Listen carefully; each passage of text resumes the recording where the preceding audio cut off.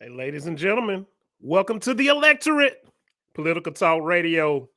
Tonight's show is Candidate Conversation with Austin Thompson, candidate for Lawrenceville, Georgia City Council, Post 3. So we're glad to have him with us, and thank you all for joining us this evening.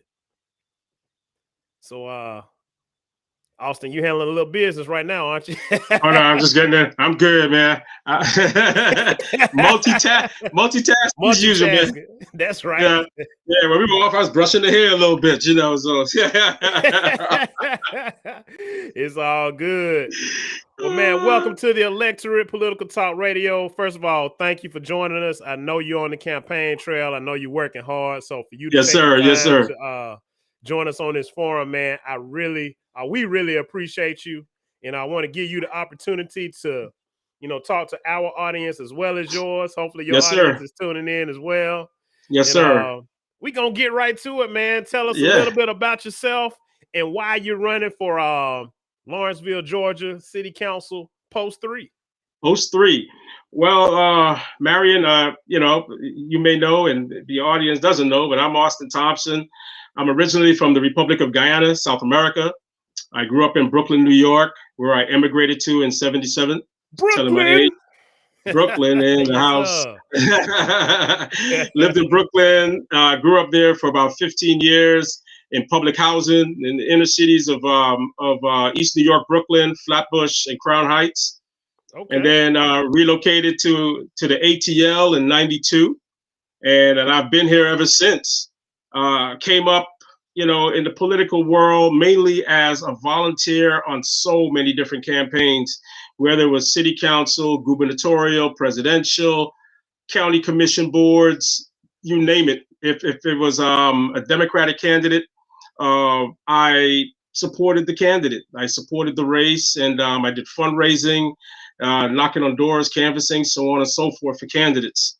Went to school here, went through, completed my education on the undergrad and graduate level, engineering and business, and spent many years in various different organizations. I was always that individual. I didn't just want to, occupy a seat in an organization. I always wanted to serve on a committee or an executive board and give back in a certain way, because it was all about the work that was needed to be done, right? And Marion, you and I served extensively with the National Society of Black Engineers. It was an honor. Right. I Honor to enjoyed serve serving with you, man. Yes, sir. Same here. Same here. We had some great times. And the other either school-based organizations or community-based organizations like the Guyana Association, Georgia Caribbean American Heritage Coalition, NAACP. I didn't hold any positions in NAACP. I think it was the only organization where I was literally a volunteer member. But I've worked in the community as a mentor to youth, with the Latin America Association, an organization I've served for the last 15 years as a volunteer, actively mentoring young people, serving in different programs where they're distributing services to Latino families, with business-based organizations like the Georgia Hispanic Chamber, the Latin America Chamber, Gwinnett Chamber. No matter what organization I was in, man, I was always active. I always had a sense of giving back and being active and not just holding a seat. On the political side of things, yeah, so I had a series of successes, in these recent years. One actually being the campaign manager for our House District 105 State Representative Donna McLeod. She was unsuccessful in her first bid, lost by less than 1%, and then came back and won overwhelmingly. So that was a great campaign for us, and of course, some of the other campaigns here in the Metro Atlanta area. So at around early 2019, here in Lawrenceville, serving on the Architectural Review Board for 6 years, where we reviewed plans for businesses that are either relocating their business to the city or opening up a business, and making sure after we review the plans and the renderings, making sure that they were up to code and they were in compliance with the codes of the ordinance and everything. And I decided, I wanted to run because I wanted to run for the city council, because at that time our mayor was not running for her third of 3 terms. And the city councilman who occupied the post 1 seat at the time decided he was going to abdicate that seat and run for the mayor's position. So it left a open seat, and three candidates, myself, another gentleman, and the gentleman who won the seat. We vied for that seat there. I lost with 39% of the votes. I got in the race a little late, not overwhelmingly late, but it was not actually at the beginning of the year. It was somewhere around April, May, where I decided I was going to run. And so, I was surprised at the outcome, even though it was not a favorable outcome, like a win, but with 39% of the vote, that was significant. And so this year, after losing in 2020, of course, we had a slew of elections. Of course, the major one, the presidential election, we had to take care of that. And then we had the 2 Senate races in early January with the runoff. And I decided once those were all out of the way, I was going to launch my campaign again for city council here in Lawrenceville for the post 3 seat, which is now an open seat. When I began running, it was a seat occupied by Bob Clark, he's currently a city council member, finishing up his last year, but he has served 14 years. And when the seat became open, after qualification, 2 other candidates joined the race. So it's now 3 of us again running and vying for this position. So I'm excited. I learned a lot from 2019, man. Look, for 30 years, I served as a volunteer on so many different campaigns. But so now it's time for you to get in there. The dynamics change. The dynamics change when you're the candidate. And no matter how many years you volunteer on different campaigns, it's never the same when you're running, because all of a sudden now it's like, whoa, now you're in the spotlight. You're the decision maker. You're in the spotlight. Now, so I have a question for you in terms of the post versus districts. Is that the same as our traditional districts, or did you move from post 1 to post 3? Like, how does that work? Right. So what it is, okay, so municipalities, you have either a post or a ward, right? Okay. And I think some municipalities do have districts, right? We do a lot of districts over here in Alabama. Right, exactly. And with some, you're a councilman or you're a alderman or something like that, right? Depending upon, again, geographically, right? So with a post, we have 4 posts, 1, 2, 3, and 4. So there are 4 council members and the mayor, right? But it's an at-large model. So this where you're not like responsible for this area of the city, and the other person is in charge of that area of the city, and so on and so forth. We have 31,000 plus residents in the city, and we will be serving all 31,000 plus residents in the city, and that's the job of the city council person. Now let me ask you this: do you think that model? Because like I said, we have districts here where, like you said, everybody's got their little section of the city carved out. Do you think the post model works better in terms of accountability, or do you think the district model, where they've carved out sections of the city, works better? Like, what's your view on that? Well, no. You have disadvantages and advantages to each. So if you're running at large, and you have to declare a post, right? And you're running at large, you're basically every citizen in that city, right?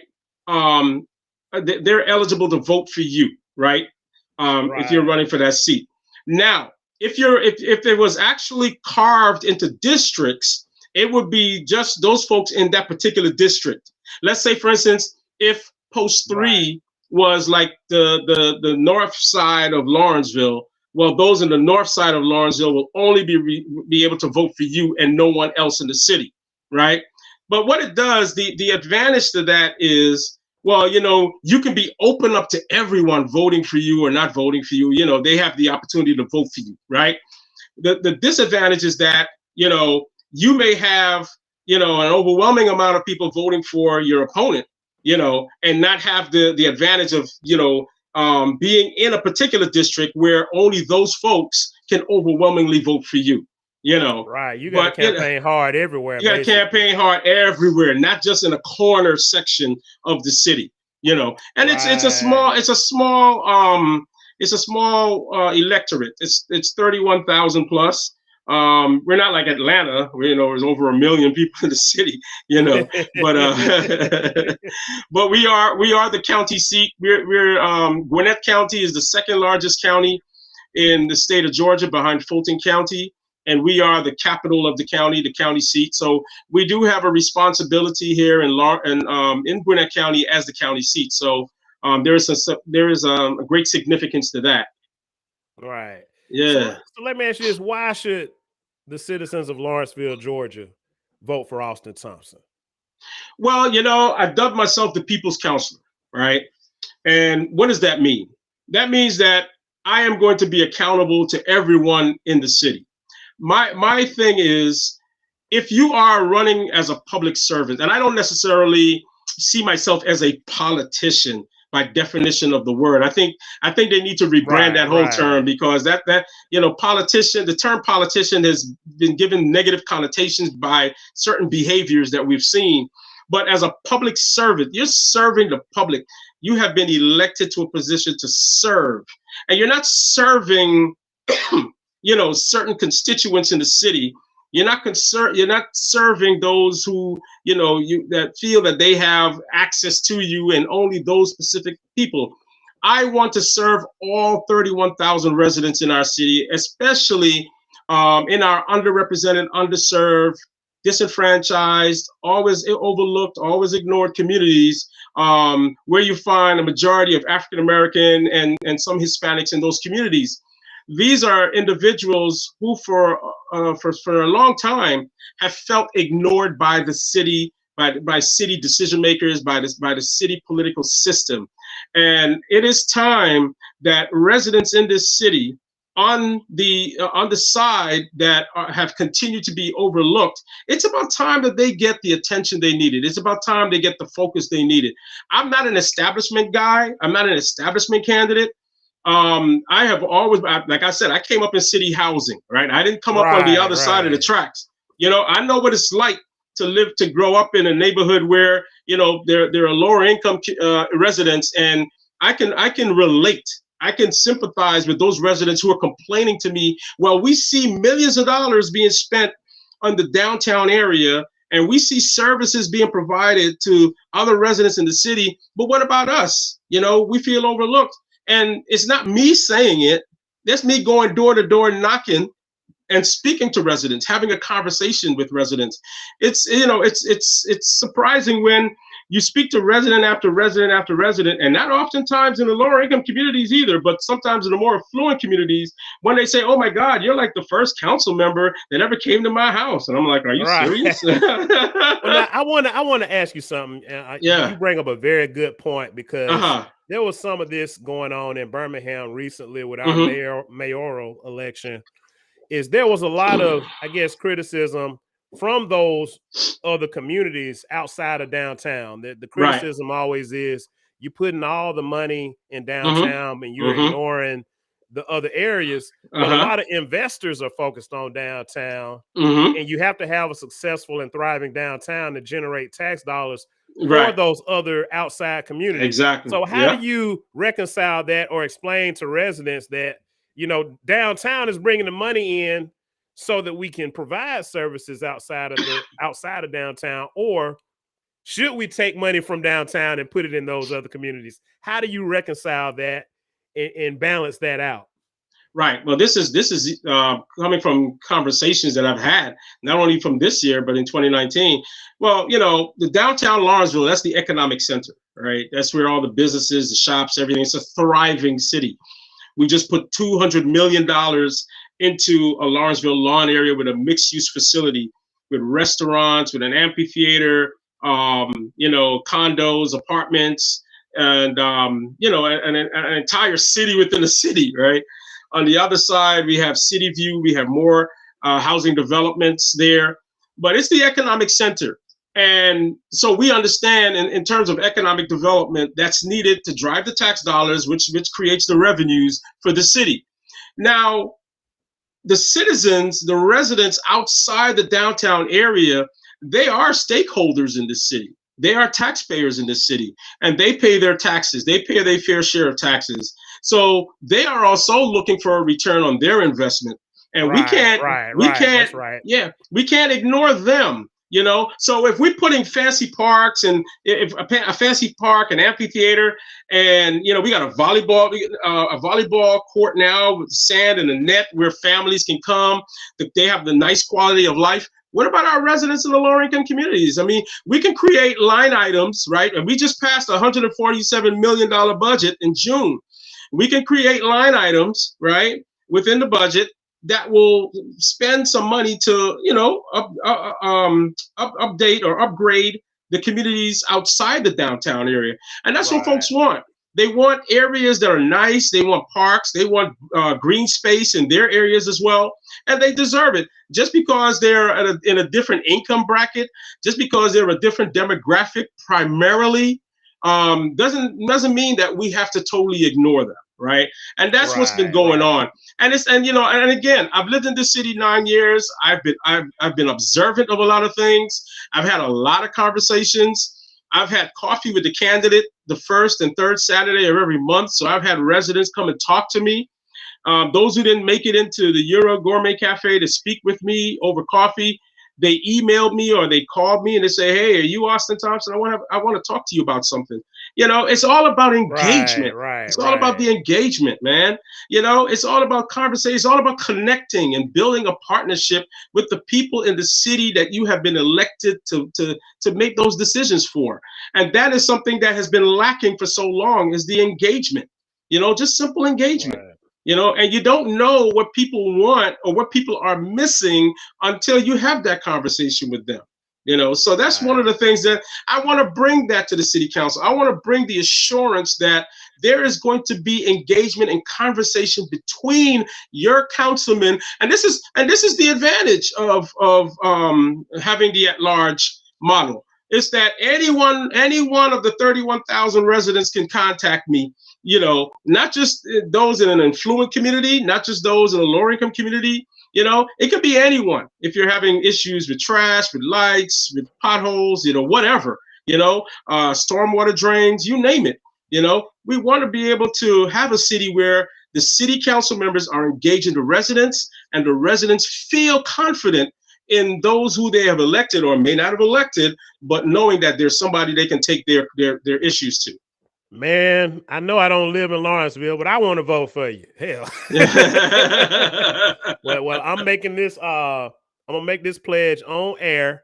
I got at least $100 coming to your campaign. Thank you, sir. Tonight. Wow, thank you, sir. Thank you. And I'm pledging at least one weekend Saturday between now and November 2nd.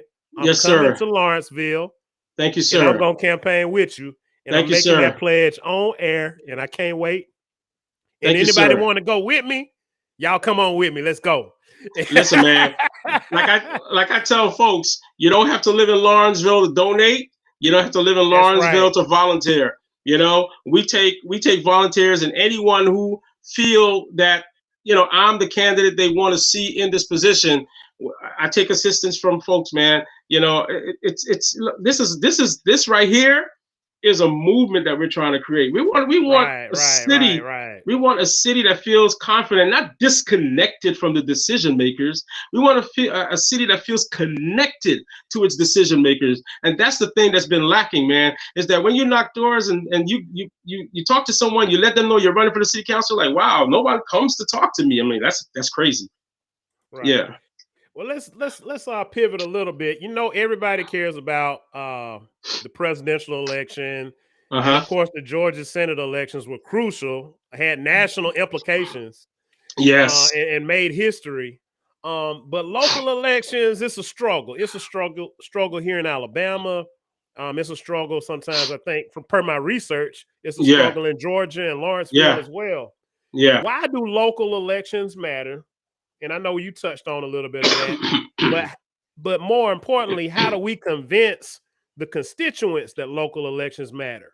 and what can we do to boost local, turnout for these less, exciting elections, for lack of a better term? In some small municipalities, and I've had the same challenge, there's a lack of transparency about elections, the date, early voting, absentee ballot voting, and where to vote.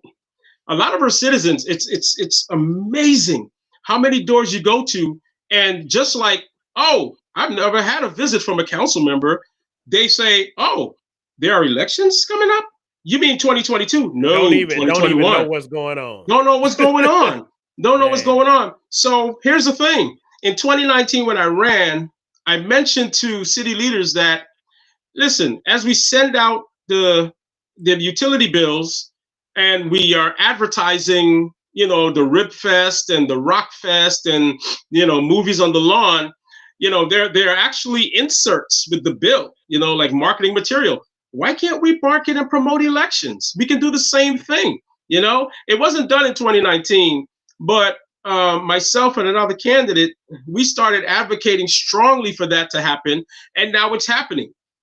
So this election now, residents are receiving notices in their utility bills about elections. So that's important. Local elections matter. Why? Because if you have an issue that's germane to your local concerns, like potholes, like stormwater drains, you have issues that require public safety, or more police presence. You have issues with property taxes. President Biden doesn't preside over that, right? You have to rely on your local elected officials to preside over that. What I tell anybody, the city council can pass a law at tonight's city council meeting, and a law will be in place tomorrow. Yes. Like, people don't understand what happens in City Hall impacts you a lot faster than Montgomery or Atlanta, or even faster than Washington, D.C. And people don't really understand that. And you don't have two branches of government that's fighting over a bill, and it has to get up to the president to be signed into law. No, you don't have that. We have your city council, your mayor, and it's voted on and right there and then. And, it moves fast. I went to a city council meeting in my local municipality. I'm right outside of Birmingham. I saw laws passed in real time. Like, people don't realize how fast this stuff happens. And I actually know my city councilwoman. She stays like maybe 3-4 doors down. So when I see her walking in the neighborhood, I can stop her and ask her about stuff. She's real cool. But people don't realize how fast. And if you're not in the room, or if you don't know your city council person, or you're not engaging with them, they can be passing stuff on your behalf that you have no clue about, and may not necessarily be in your best interest. Yes, and I've told the residents, okay, you don't know your city council member, you don't know the leaders, the elected officials in the city.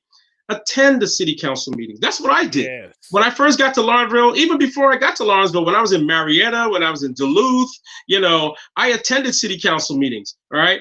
I attended city council meetings here, and then I started attending the Downtown Development Authority, which deals a lot with the development around the city of Lawrenceville. And then I was placed on the Architectural Review Board because they were seeing me so much, and I was expressing so much interest to be on that board. The mayor at that time appointed me to the Architectural Review Board. So I got involved. I was involved. I was, I was visible. I was questioning. I was involved in decision making. And that's how I got interested in running for the city council, because now I wanted to be part of the legislative process, putting those decisions now into law in the city, and creating opportunities for our citizens, all 31,000 plus residents of the city. And I keep emphasizing that because I'm not there for a certain percentage of our city. I'm there for everybody, because it's all about inclusion.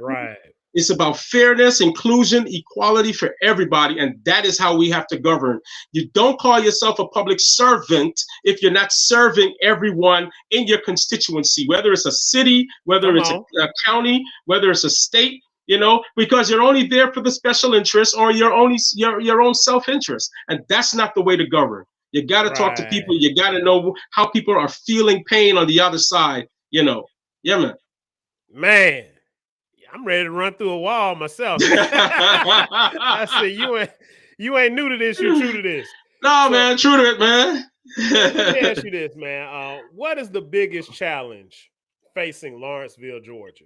Yeah, overdevelopment right now is one of the biggest problems for our lower income residents because of property values rising, the rising possibility of rising taxes because of overdevelopment, developers encroaching on land that's been owned by families who have been historically here since like for generations. We had some issues and some concerns expressed to myself only a few weeks ago when residents in a particular area of the city were voicing concerns about developers trying to buy their properties.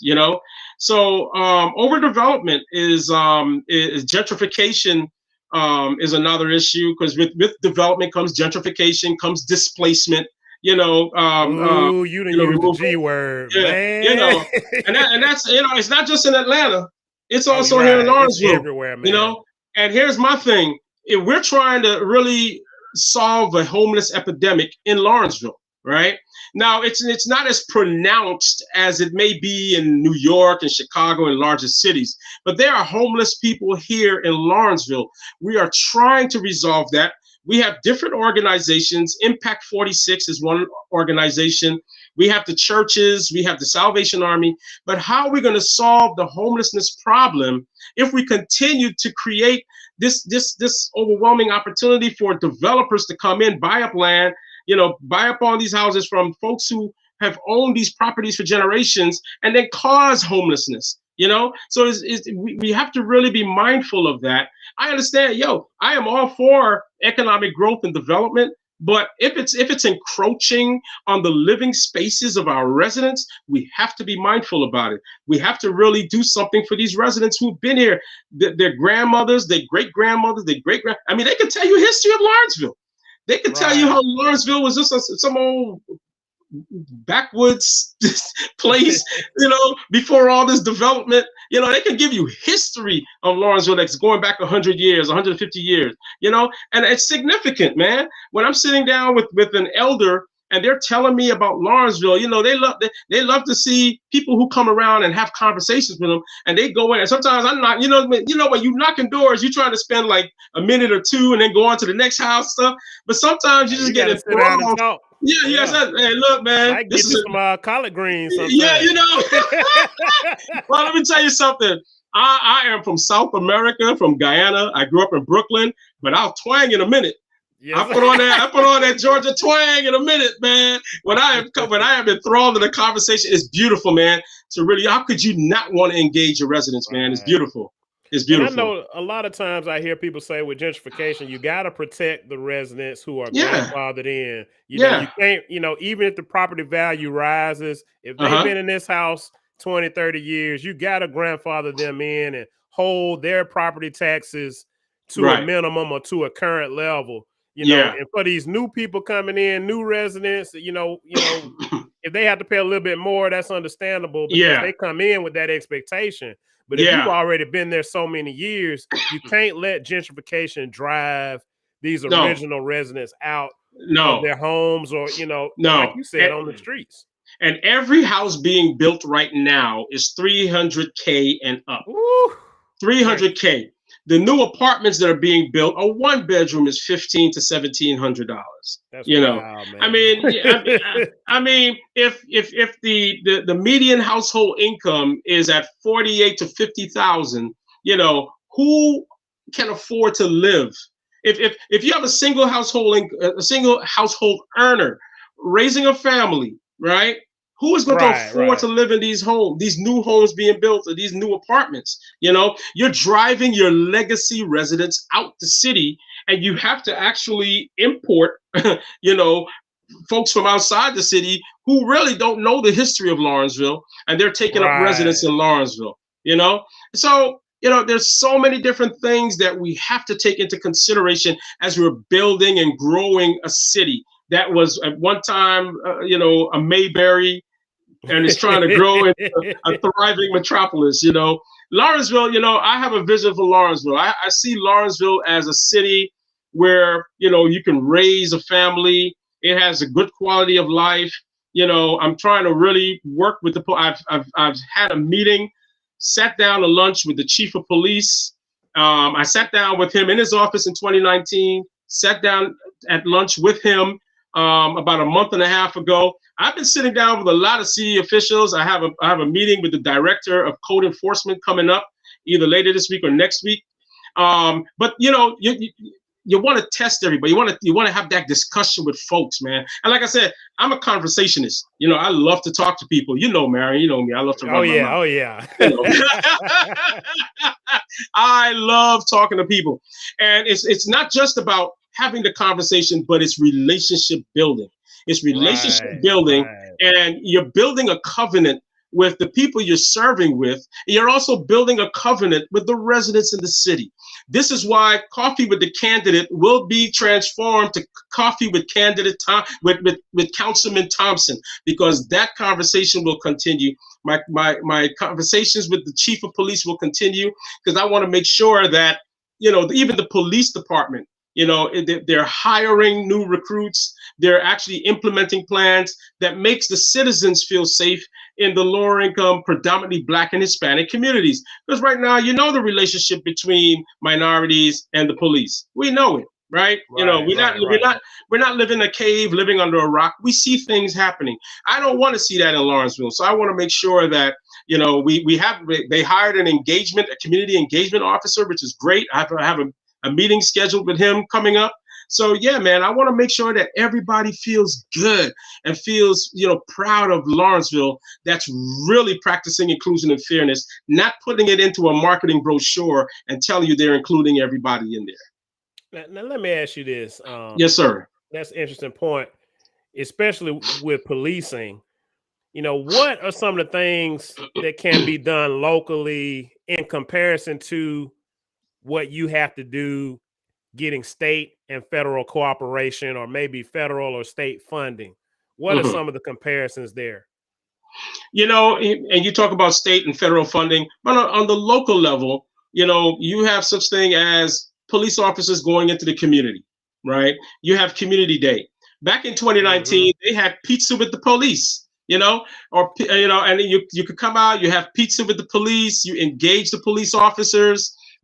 They were there engaging and conversing with community leaders, community members. So it's all about now building that relationship, building that trust, so that when the police officers come into the community, the young people, the youth, or even, the residents don't feel as if, they're violating our space, and they feel this sudden threat because there's a uniform now imposing in their environment.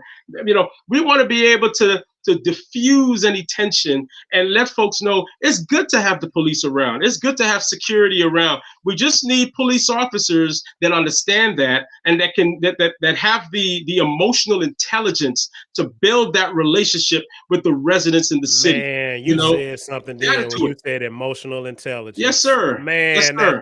That is critical in life. Yes, sir. In corporate America, especially with police officers. Yes, sir. Yes, sir. And I want to say that we have a good chief. There's some things that we're dealing with right now with flock cameras, where cameras have been installed in certain parts of the city.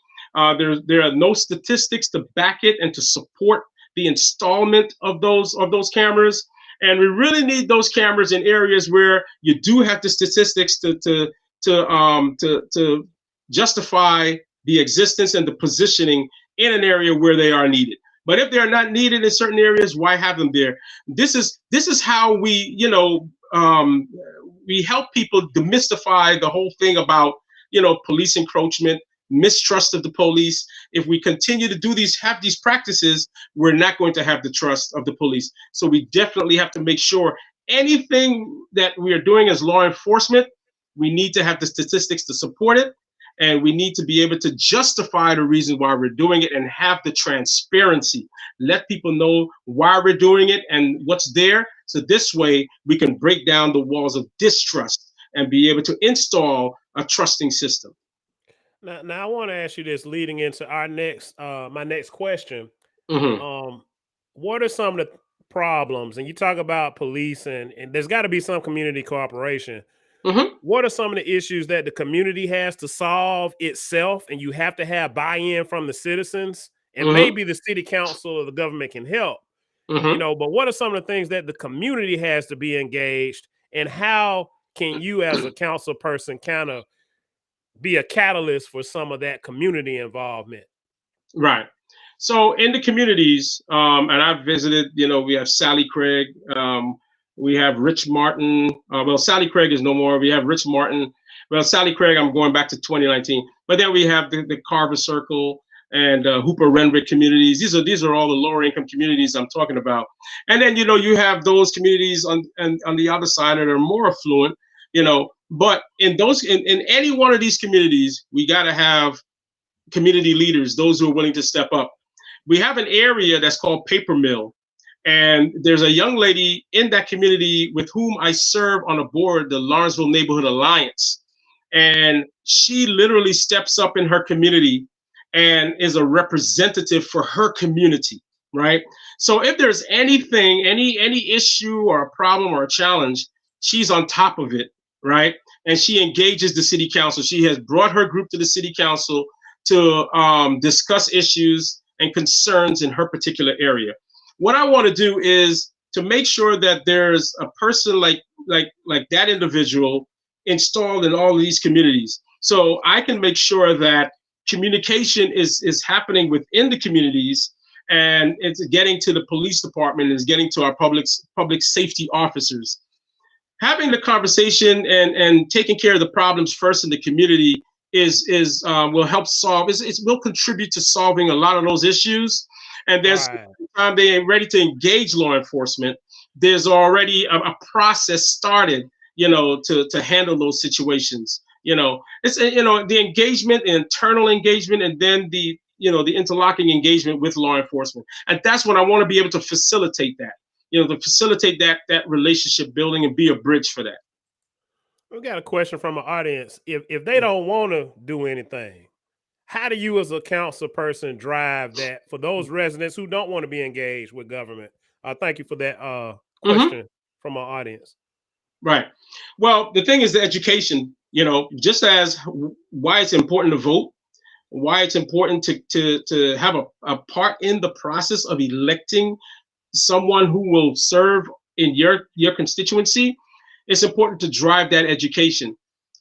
People have to, and again, I have had so many different discussions with residents. I've had those who are anti-government, anti-voting, everything, man. So it's getting them to understand why government is there, why the decision makers are there, right? It's not to control you, right? One of the reasons why we have things happening in certain areas and in certain situations is because we have people who have felt disenfranchised. So by not voting, you allow other people to get elected into positions. By not stepping up and taking part in the process, you are allowing other folks to step up and take part in the process. So being a participant in the process and contributing to better government, better governance, or proper governance is the way in which we have to go. I understand there's a lot of people that may not want to engage government or engage the police. They want to stay, but you can't Right, stay right. isolated. You just got to understand it's an education process.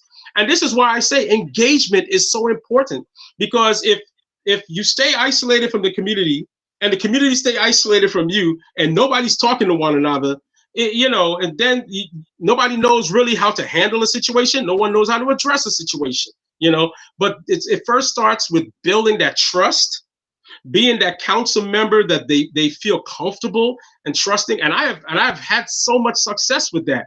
And that's only because Right, right, I right. made the effort. I stepped into the community. I had a barbecue a week ago for a community meeting, man. And it's like the guy said, "Yo, I got a grill. I got some food. I got some people over. Let's talk."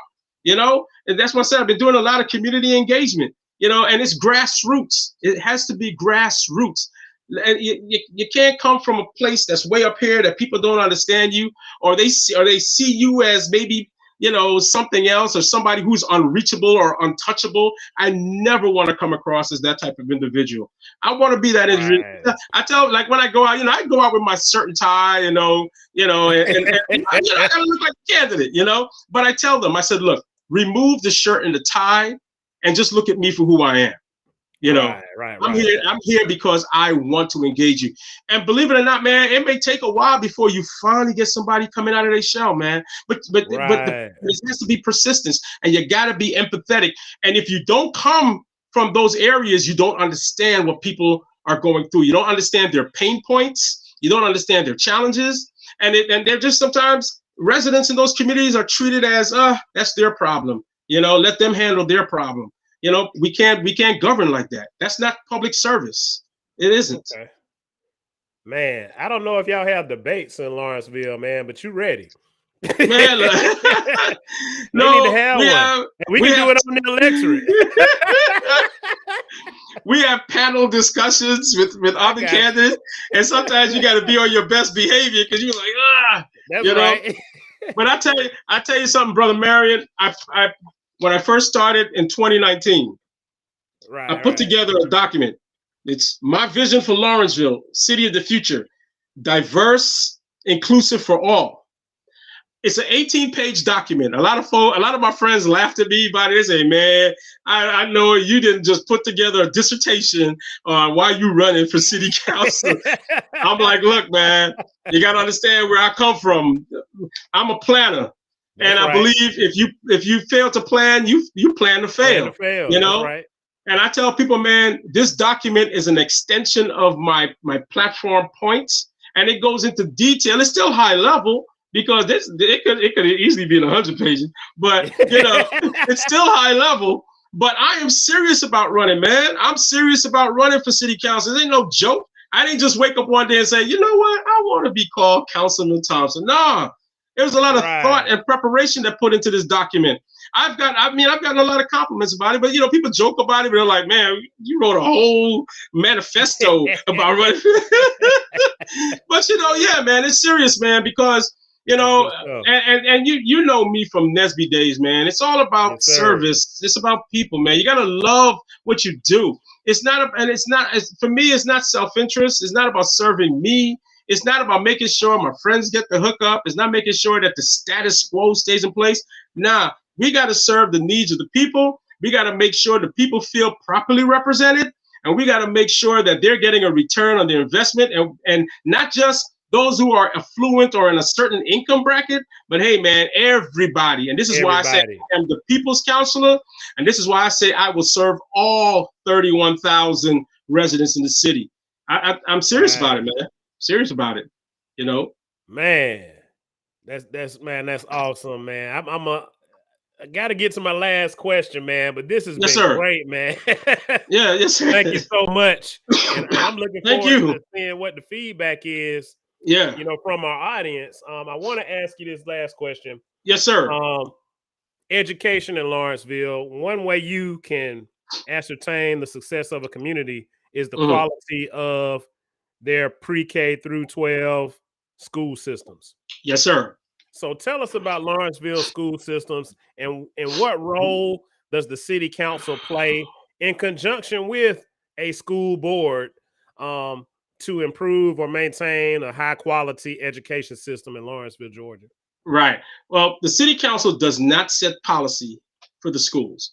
We have a Gwinnett County school board that sets policy for all the schools within the county. However, in 2019, I met with the principal of two of our major high schools in the city. And I spoke to some of the parents from several of the middle schools and elementary schools. What I plan to do is to engage the parent teachers associations, right? To ensure that if there's anything that we can do as a city council, or me as a city councilman, let us know what we can do and how we can work with our county school board member. Now on the school board, they do have districts, right? So it's not at large. Right. So what I would do is work directly with the school board member who covers the city of Lawrenceville and to see what we can do together, to help our young people in the high schools and middle schools. And that.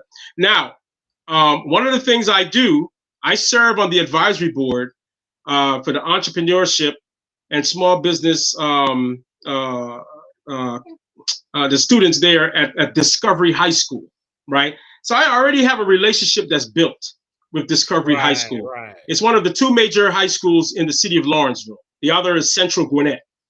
Now, I visited the principals of these two schools because I wanted to make sure that I didn't have bias because I'm already on the advisory board with one school. I also want to make sure that I'm giving the same attention to the other high school, right? Going in, I've done speaking engagements. I do mentoring. I have a young student who's working with me right now on video editing, providing the mentoring to that young lady. So I have that relationship that I'm building with the schools and making sure that when the teachers are reaching out to us, right, to say, hey, we would like community leaders, we would like business leaders to give their time and to come in to work with the students. I've been doing that with Discovery, right? I want to be able to do the same thing with Central. So there are things that we can do as council members for the city of Lawrenceville. Although we don't set policy for the schools, there's still things that we can do to ensure that, that the programs are being created, making sure that attention is being directed to certain programs that need funding. If they need someone to speak on behalf of a certain program or effort, initiative, or whatever, speak at events, I want to definitely be a part of that. This is part of my whole agenda to help with young people, young students. I'm actually doing a mentoring initiative this Saturday with Community Action Network Initiative, CANI, another organization I belong to. Hey, that's good, man. I laugh at that, right? Because there's sometimes you have to really negotiate your time with all these. You realize, I'm on, I'll do this, I do that, I'm part of this organization. And you got to negotiate your time. But the ones that really get my attention are the ones where kids are involved. Why? I love being around kids, man. I love being around young people. They're the future. They're the future. And so I'll be doing a presentation on cybersecurity this Saturday with CANI. I still mentor youth with the Guyana Association. I did 2 presentations 2 weeks ago. And this is all virtual because we're still going through COVID. We're still going through the social distancing, and everything is on Zoom. I should have invested in Zoom when, way back when, but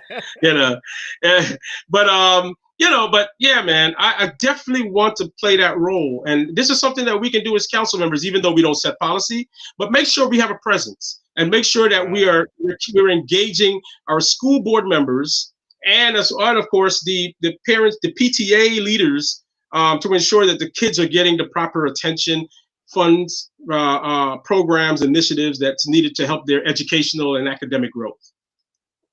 Man, that's amazing, man. Yeah. Well, listen, good luck to you. Thank you so much, man.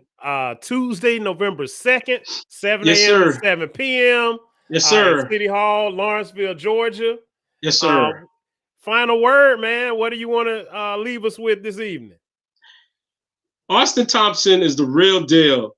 City Council of Lawrenceville, Post 3. My passion, my vision for Lawrenceville have been captured in this vision for Lawrenceville. I'm serious about serving as city councilman. I'm serious about serving all 31,000 residents in the city, economic development, support for our small businesses with a focus on creating living wage jobs, right? Transportation options with the creation of a shuttle service, right? A focus on our homelessness situation, giving attention to our underrepresented, underserved, often ignored, often disregarded communities, our African-American, Hispanic communities. I want to be that councilman that actually puts engagement into the process, because I want to engage and I want to build those relationships that's needed in the city to get everyone really connected so that we can serve. We as elected officials can really serve our residents, all 31,000 residents. So I ask you for your vote. I ask you for your support. If you don't live in the city of Lawrenceville and you want to support me, hey, sign waivers. You can donate, volunteer in any capacity. I welcome you, and you can always go to my site at vote4austinthompson.com. You will see all upcoming, whatever remaining events we have in October, all the information about the campaign. But I definitely want, I'm not in it just for a title. I'm in it to serve, because I'm all about service. So vote Austin Thompson, Lawrenceville City Council, post 3. You know about that 3, Mar. That's right. You know about that Region 3, right? Yes, You know about sir. that 3. You know about that 3. Yes, sir. Well, man, I appreciate it. I want to say thank you to all our audience and everybody that tuned in. Yes, sir. And like I said, Austin Thompson, man, you something serious, brother. Man, I'm serious about it, man. I'm serious about it. Serious about it. Serious about it. I want to thank you so much for the opportunity to be a part of this program and to just to be interviewed for your listeners. And thank you so much. Man. All the best to you, man. You have a great program. Thank you. Man, I appreciate you, man. Thank you. To everybody, this has been The Electorate, Political Talk Radio. Subscribe to that YouTube channel and share this with your friends, and we'll get the YouTube link to you, Austin, so you can send it out wherever you need to. And just want to say thank you to everybody. This has been The Electorate, Political Talk Radio. Peace.